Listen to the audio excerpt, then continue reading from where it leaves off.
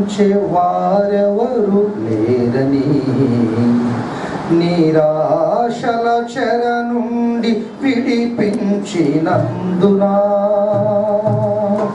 మమతలూరించే వారెవరు లేరని నిరాశల చెర నుండి విడిపించినందునా నిన్ను స్తుతించకుండా నేనుండలేను, నిన్ను స్తుతించకుండా నేనుండలేను. నా విమోచకుడా యేసయ్యా, నీ జీవన రాగాలలో నీ నామమే ప్రతిధ్వనించే, నీ జీవన రాగాలలో నీ నామమే ప్రతిధ్వనించే.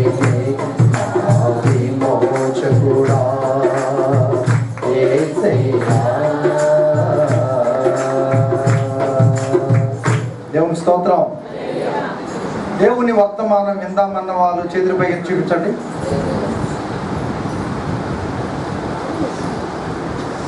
Thank you. ఆ సమయం చెప్తారా? ఆ టైంకే ముగిస్తాను ఖచ్చితంగా. మీరు టైం చూడండి, 12:30 ముగిస్తాను. దేవుని స్తోత్రం చెప్పండి. హాఫ్ అన్ అవర్, అంతకు మించి నేను ప్రభు నామంలో 45 మినిట్స్ అనుకున్నాను, కానీ సమయం ముందు ఎక్కువ అయిపోయింది ఈ కార్యక్రమాన్ని బట్టి. ఇందాక ఒకవేళ మీరు పర్మిషన్ ఇస్తే ఒక 10 నిమిషాలు ఎక్కువ తీసుకుంటారు. చాలా సంతోషం. ఈరోజు మనం ఎక్కడ కూర్చున్నామండి? దేవుని యొక్క పరిశుద్ధ దేవాలయములు లేక మందిరములు.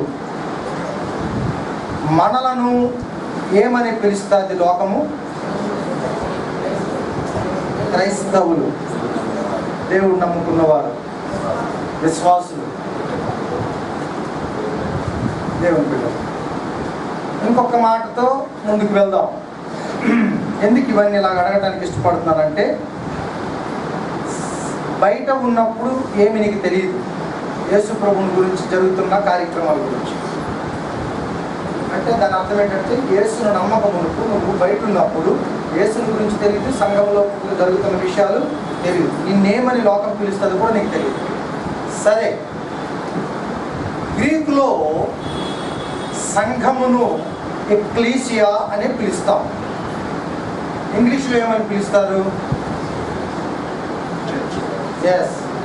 తెలుగులో సంఘం.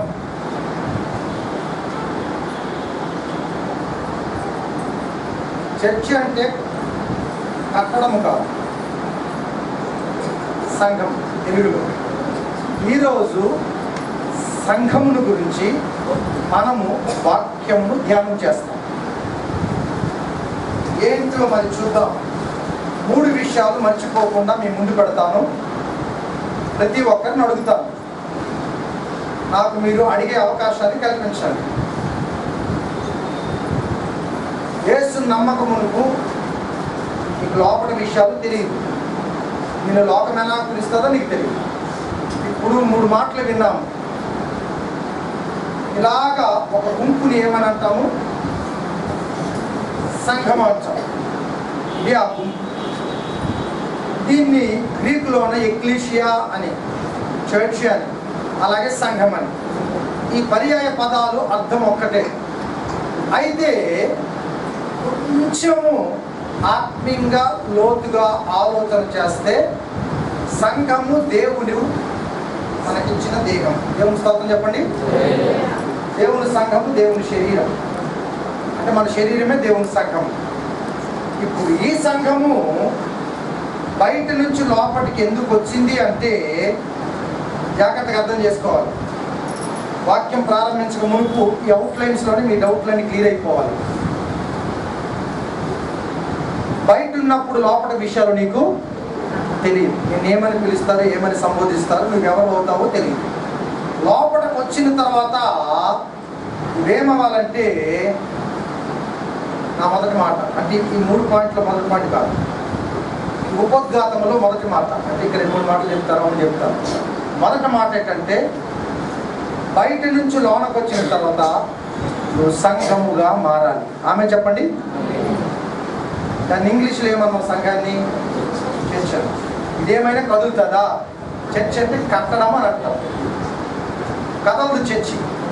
కానీ మారిని నీవు కదులుతావా లేదా చెప్పాలా? ఎక్కడున్నాము? మారిన నీవు నేనేమవుతాము? కదిలే ఆలయాలుగా, తిరిగే సంఘాలుగా మనం ఉండాలి. అది ఎంత నిజమో బైబిల్లోన సంఘము అని అంటే ఏంటో తెలుసుకుందాం.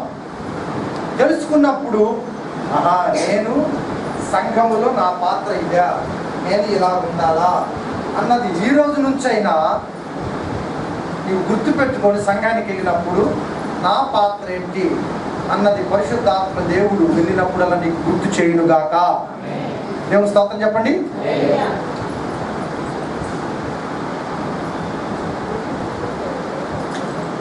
12-5 నిమిషాలు అయిపోయింది.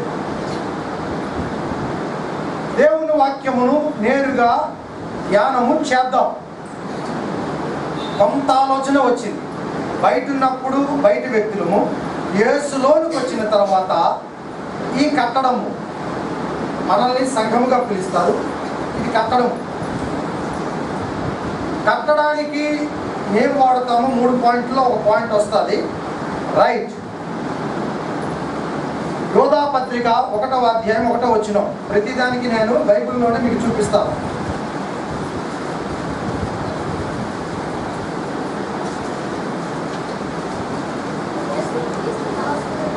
చూడండి, ఆ సహోదరి చదువుతా ఉన్నారు. యేసు క్రీస్తు దాసుడను యాకోబు సహోదరుడునైన యూదా, తండ్రి అయిన దేవుని యందు, తండ్రి అయిన దేవుని యందు ప్రేమింపబడి యేసు క్రీస్తునందు భద్రము చేయబడి, పిలువబడిన వారికి ఏమని చెప్పి వ్రాయబడినది? ఇప్పుడు అర్థం చెప్తా. సంఘం అంటే పిలువబడుట. సంఘం అంటే ఏంటి చెప్పండి? నా సొంత మాట బైబిల్లో మాట చూపించారా? సంఘం అంటే ఏం చెప్పండి? పిలువబడిన వారికి ఏమంటున్నాడు? శుభమని చెప్పి వ్రాస్తున్నాడు. ఏంటో ఆ శుభము, ఆ రాయటములో ఆ మర్మం ఏంటో 3 విషయాలు గమనిస్తాం. సంఘం అంటే ఇప్పుడు చెప్పాలా? పిలువబడిన వారు. అపోస్తలులు అంటే పంపబడిన వారు. సంఘం అంటే పిలువబడిన వారు. సంఘం అంటే ఎవరండి? అందరు వినాల్సమా? అర్థం కాకపోతే నాకు మరలా అడగండి, నేను మరలా చెప్తాను. సంఘం అంటే పిలువబడిన వారు. దేవుడు పిలిచాడు. వినడానికి ఏముండాలా? Thank you. పిల్లనికి నోటి మాట ఉండాలా, వినటానికి ఏముండాలా? అందుకే సంఘముతో చెప్పు సంగతులు చెవులు గలవాడు వింటాడు. వినడం ఏంటి అంటే, సంఘము అన్న మాటకు అర్థం పిలువబడుట. పిలిచిన వానికి శుభమని చెప్పి వ్రాయినది. ఈ యోధ ఇంకా కొంచెం ఎందుకు పిలవబడ్డామన్న ప్రశ్న. ఆమె చెప్పండి, అవునా కాదా? పిలవబడ్డము ఒకటైంది, ఎందుకు పిలవబడ్డాం? ప్రశ్నగా ఉంచకూడదుమా? దానికి జవాబు దొరకాలి, ఆన్సర్ ఉండాలి. అందరూ నన్ను ఫాలో అవుతున్న వారు అన్నవారు అల్లుడు చెప్పండి. సంఘం అంటే ఏంటండి? సంఘం అంటే ఏంటండి? పిలువబడుట. ఎందుకు పిలువబడ్డామో దాని జవాబు తీసుకున్నాం. ఎందుకు పిలువబడ్డాము అని అంటే, పరిశుద్ధులుగా కట్టబడడానికి. ఆమె చెప్పండి, పరిశుద్ధులుగా. ఎస్, ఆమె చెప్పాలా? క్రీస్తునందు ప్రియమైన దేవుని బిడ్డలారా, కొరింథీయులకు రాసిన మొదటి పత్రిక 1-2 చూడండి. 1 కొరింథీ 1-2 వచ్చిన చదువుతల్లి. కొరింథీయులలో ఉన్న కొరింథీలో ఉన్న దేవుని సంఘమునకు, అనగా క్రీస్తు యేసు నందు. ఎందుకు పిలవబడ్డారు చెప్పండి? పరిశుద్ధ పరచబడుటకు. వాక్యములో జవాబు దొరికిందా? రుజువు దొరికిందా? కొత్త మాట నేను చెప్పలేదు, లేని మాట చెప్పలేదు. సంఘం అంటే పిలువబడ్డాం. ఎందుకు పిలువబడ్డామంటే ఎలాగ ఉండడానికి? పరిశుద్ధులుగా ఉండుటకు పిలువబడిన వారికి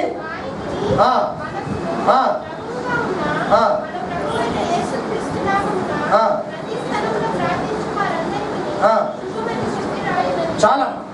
ఈ శుభవచనం ఏంటంటే సంఘం అంటే పిలువబడుట. ఆమె చెప్పాలా? సంఘం అంటే ఏంటల్లా?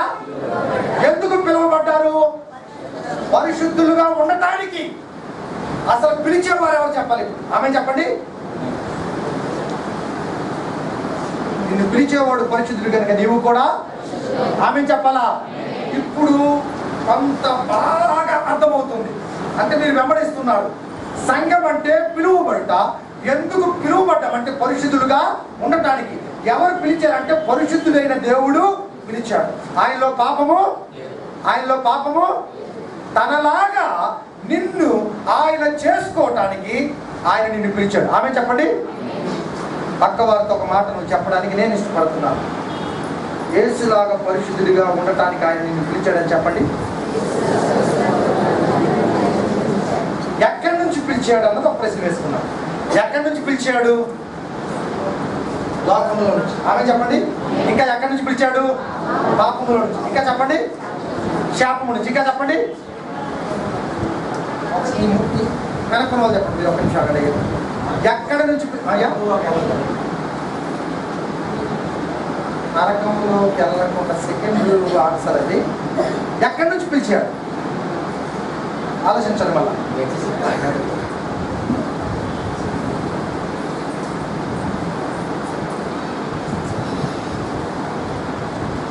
ఇన్ని వాక్యాలు మర్చిపోయారా? ఎందుకు సంఘస్థులు ఇంకొక సంఘం మర్చిపోయిందంటే అర్థం ఉంటుంది. నువ్వు తల్లి గర్భంలో ఉండగాని నా కన్నులు నిన్ను తల్లి గర్భంలో ఉండగానే పిలిచాడు దేవుడు. ఆమె చెప్పండి.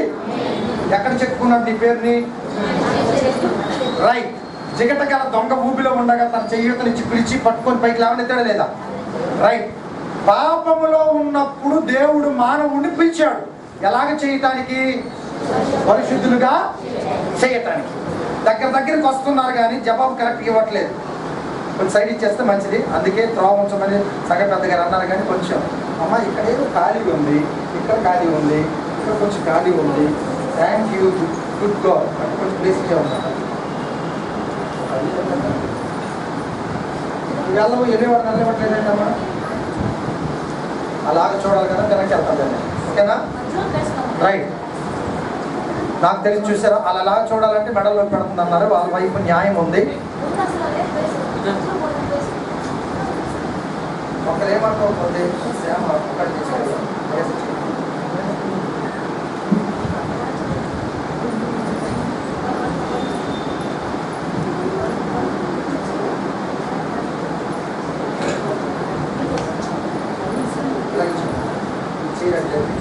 నాకు ఇచ్చేస్తే అలా నాకు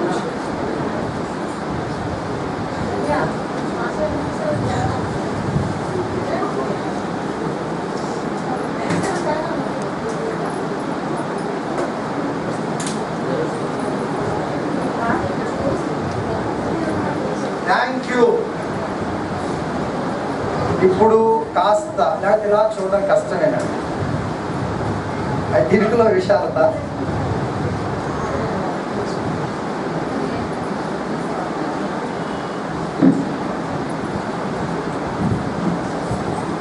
కొంత అవగాహన వచ్చింది.